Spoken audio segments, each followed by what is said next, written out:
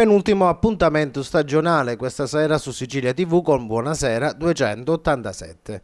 Dallo scorso 20 febbraio, data della prima puntata, la trasmissione è diventata per tanti telespettatori un appuntamento fisso da non perdere.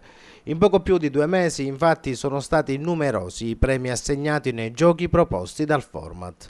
Il punto di forza di Buonasera 287, spiega alla nostra redazione l'ideatore Salvatore Sorce, è l'interazione tra il pubblico e lo studio. Buonasera 287 è nato allo scopo di far divertire la gente proponendo delle serate di allegria e spensieratezza. Ancora non è tempo di bilanci per la trasmissione, che ha ancora in serbo molteplici sorprese.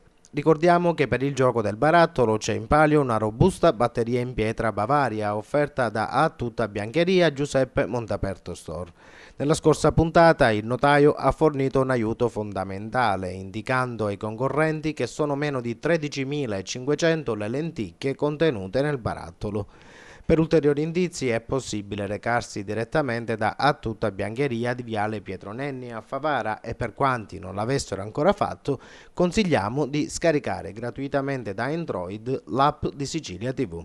L'innovativo sistema consente di essere aggiornati sulle news e anche sui giochi di Buonasera 287. Nella puntata in diretta stasera alle ore 21, ospite il nostro direttore di testata Calogero Sorce, che è anche direttore nazionale della testata giornalistica Adi Notiziario e pastore a Genova della Chiesa Evangelica Assemblee di Dio in Italia. Per l'angolo della musica, spazio ad altri giovani artisti emergenti dell'Accademia Le Muse di Claudio Arizzo, ospite Clara Sgarito.